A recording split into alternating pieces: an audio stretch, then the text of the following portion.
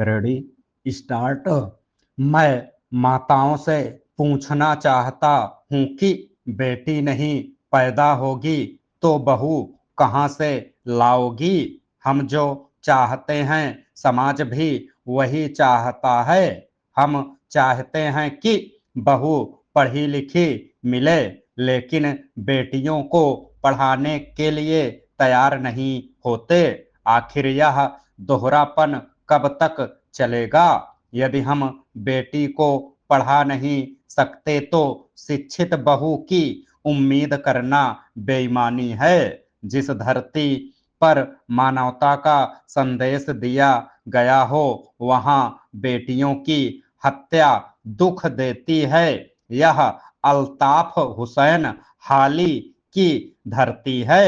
हाली ने कहा था, माओं बहनों बेटियों दुनिया की जन्नत तुमसे है।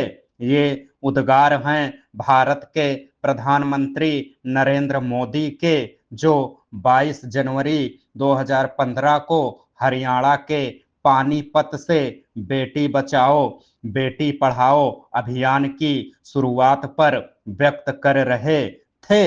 यह अभियान केंद्र सरकार के महत्वाकांक्षी कार्यक्रमों में से एक है।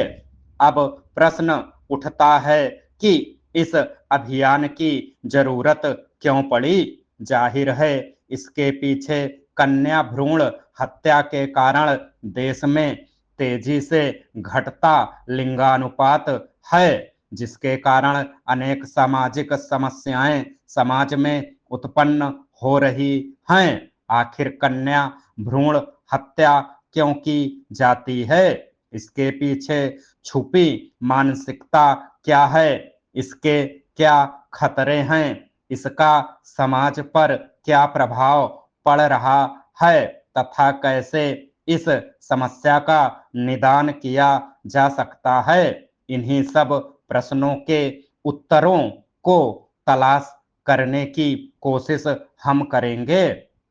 कन्या भ्रूण हत्या लड़कों को प्राथमिकता देने तथा कन्या जन्म से जुड़े निम्न सामाजिक मूल्य के कारण जानबूझकर की गई हत्या होती है।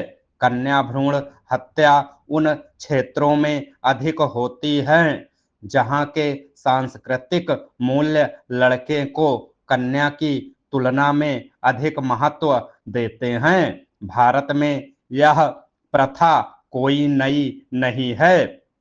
मध्यकाल से इस प्रथा के अस्तित्व में आने के प्रमाण मिले हैं। जब मुस्लिम आक्रमणकारियों तथा शासक वर्ग के द्वारा लड़कियों का शोषण किया जाता था, इनसे बचने के लिए कन्या शिशु को मारने की परंपरा प्रारंभ हुई। इसके अलावा विद्वानों ने इसे दहेज से जोड़कर भी देखा है। हालांकि प्राचीन काल में इस प्रकार के प्रमाण हमें नहीं मिले हैं। वैदिक काल में तो कन्याओं की शिक्षा दीक्षा का उचित प्रबंध किया जाता था। ऋग्वेद में सिकता, घोषा, अपाला आदि अनेक विदुषी स्त्रियों के नामों का उल्लेख किया गया है, जिन्होंने ऋग्वेद के अनेक मंत्रों की रचना की है। गार्गी के नाम से भी हम परिचित हैं, जिन्होंने गार्गी संहिता नामक प्रसिद्ध खगोल विज्ञान के ग्रंथ की रचना की तथा याज्ञवल्क्य जैसे विद्वान ऋषि को शास्त्रार्थ में पराजित कर दिया था।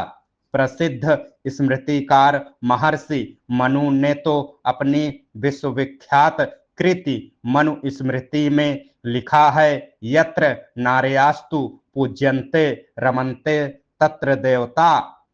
अर्थात जहां नारियों का सम्मान होता है वहां देवताओं का निवास होता है।